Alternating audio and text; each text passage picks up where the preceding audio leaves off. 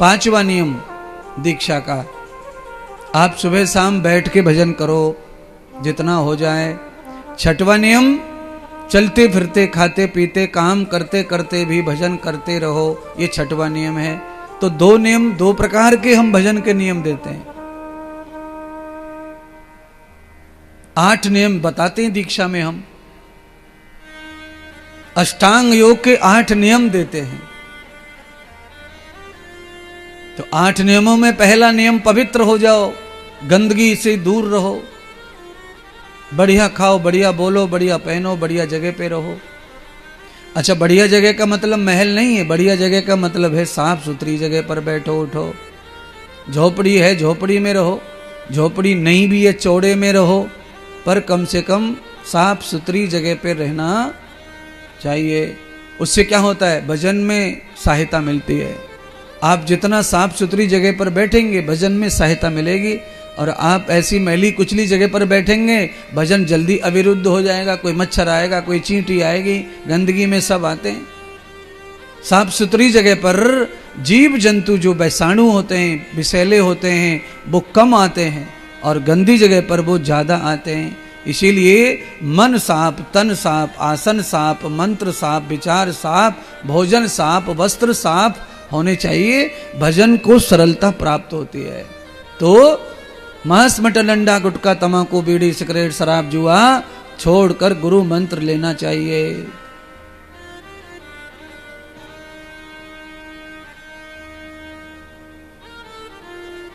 और गुरु मंत्र में सूतक नहीं पालना चाहिए।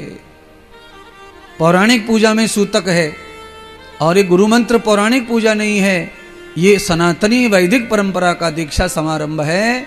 पूजा पाठ जब नहीं था तब भी दीक्षा दी जाती थी। पूजा पाठ बहुत पहले से नहीं है बंधुओं, ये भी ध्यान रख लेना आप।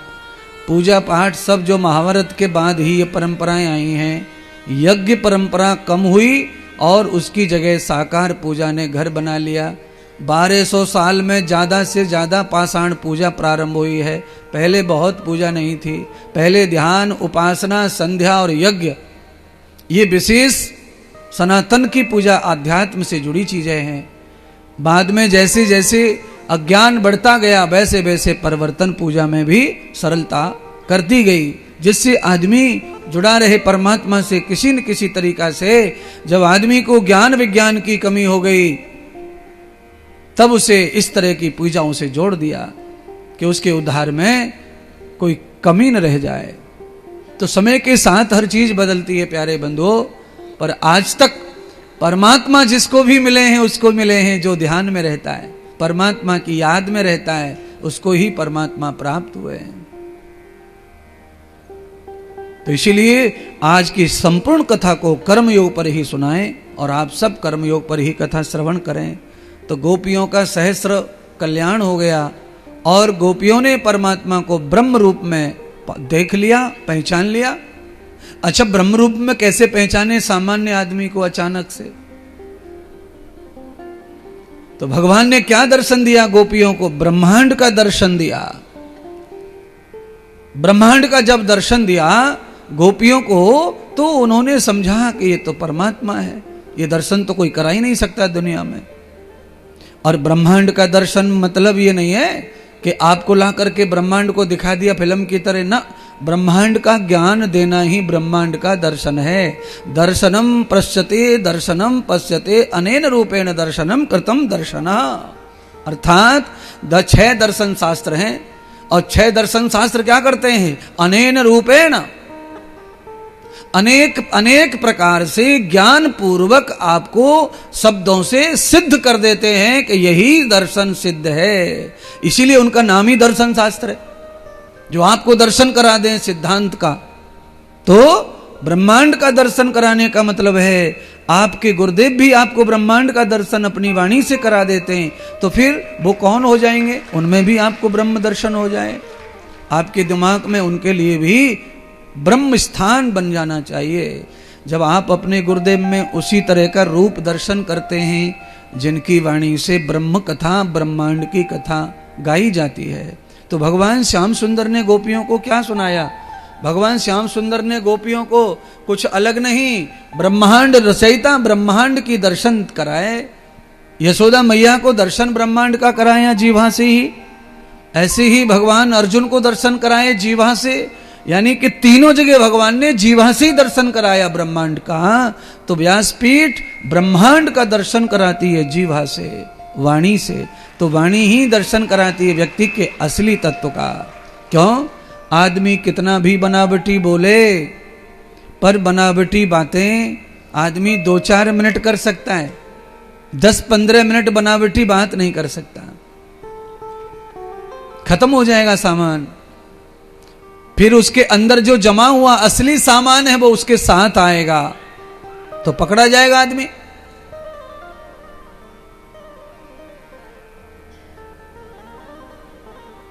अभ्यास कम जिनका होता है वो 2-4 मिनट तो बोलते हैं बिना किताब के, फिर बाद में पकड़े जाते हैं। फिर क्या करें? फिर 5-7 मिनट के बाद फिर उनको किताब की ओर देखना पड़ता है।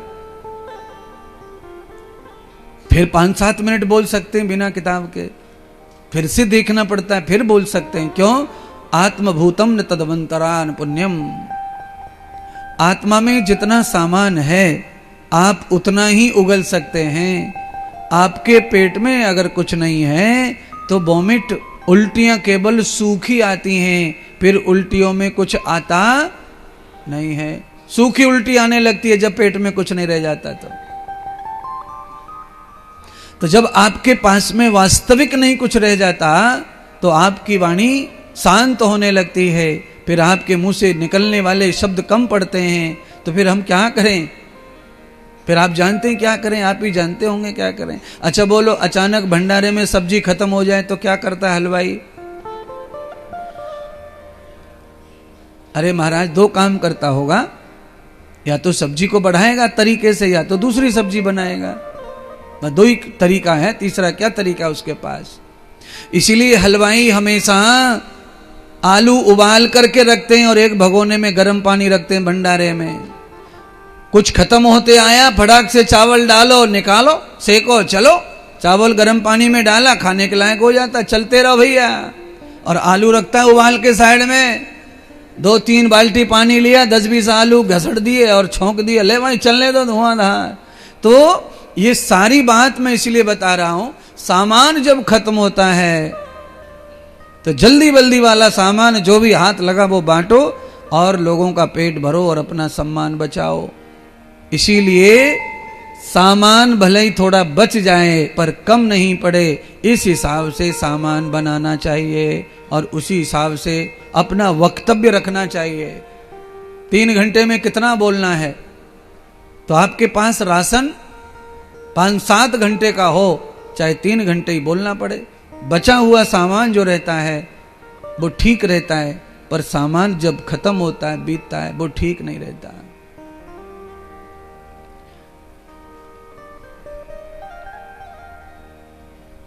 प्रेम गोपियों को ज्यादा भगवान से हो गया। उस प्रेम के कारण गोपियां बेहद तकलीफ भी भोग रही हैं महाराज।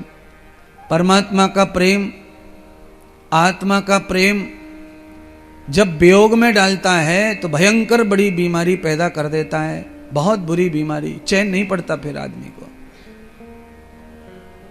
आप धन के बगैर रह सकते हैं, ये ध्यान रखो, पर आपका प्रेम बढ़िया है, पवित्र है और आपका सच्चा प्रेम है, किसी भी परिस्थिति में आपके प्रेमी की आलोचना, बदनामी कुछ भी होए, पर आपका प्रेम न टूटे, ऐसे प्रेमी को प्रेम का वियोग बहुत सताता है।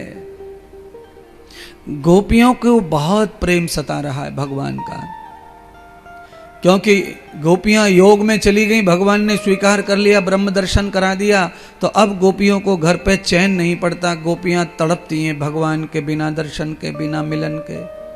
पल पल गोपियां बेहल हो जाती हैं। गोपियों को एक पल खाना नहीं जाता, नींद नहीं आती।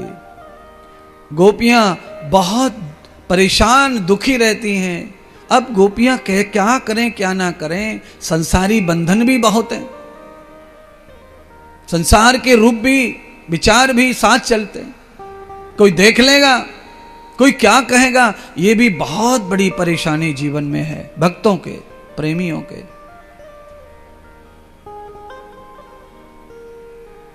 और इससे बड़ा नुकसान होता है भक्ति में। वंचित हो जाते लोग, पाके भी न पाने वाला दुख मिलता है। क्यों? सामाजिक परंपरा को भी निभाना चाहिए, तो निभाते हैं तो दुख होता है, परेशानियां हैं। किसी भी परंपरा को निभाने में परेशानी तो है, इसीलिए वो अच्छी चीज है। सत्य को अपनाने में परेशानी है, मतलब है अच्छी है, तो परेशानी भी है। श्री सुखदेव भगवान राजा परीक्षित को कह रहे हैं, राजन, आज गोपियां बेहल हो रही हैं परमात्मा को देखने पाने, उनको मानो आदत हो गई है भगवान की। ज्यादा दिन, ज्यादा समय परमात्मा से दूर नहीं रह सकती गोपियां। और जिस भी प्राणी में बिना भजन किए, बिना पूजा किए जिस आदमी को बेचैनी होती है, वो आदमी भगवान का सच्चा भक्त समझ लेना अपने आप को। हाँ, आज मानो आपने भजन नहीं किया, आज आपने पूजा नहीं की है, तो आज आपको अच्छा नहीं लग रहा है,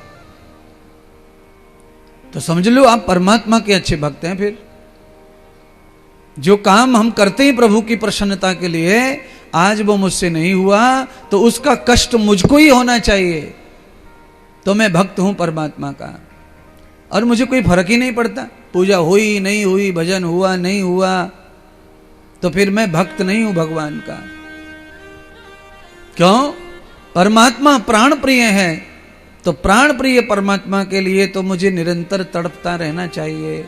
और मुझे हमेशा ये फील होना चाहिए कि आज कुछ कम तो नहीं रह गया परमात्मा की खुशी में, परमात्मा के आनंद के लिए मैंने आज कुछ कम तो नहीं छोड़ दिया। मुझे और क्या करना चाहिए जिससे वो खुश रहें, प्रसन्न रहें, आनंदित रहें।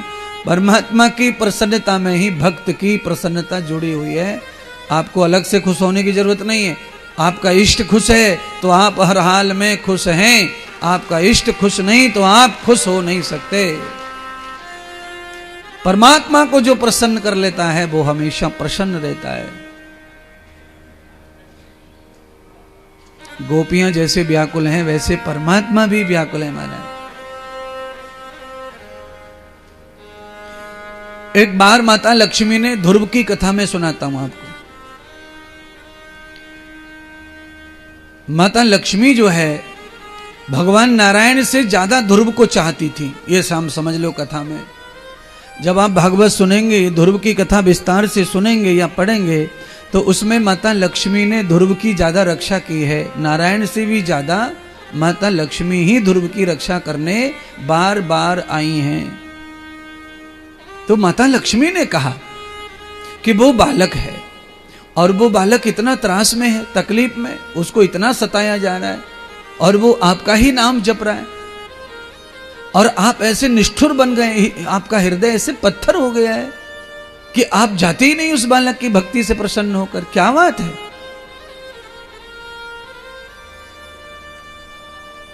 और आप तो भक्त वत्सल्य हैं, आपका तो भक्तों के प्रति वात्सल्य है, तो आप उस बच्चे के प्रति अपना वात्सल्य क्यों नहीं दिखा रहे हो? तो भगवान नारायण क्या कहते हैं मालूम है?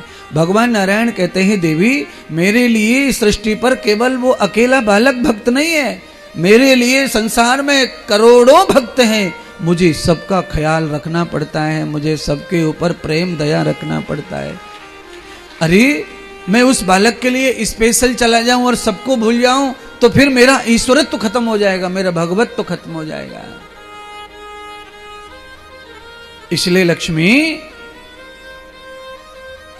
तुम हो तो सही, तुम कर तो रही हो सेवा उसकी। अरे बाबा तुम्हारी जरूरत है उसको। क्यों?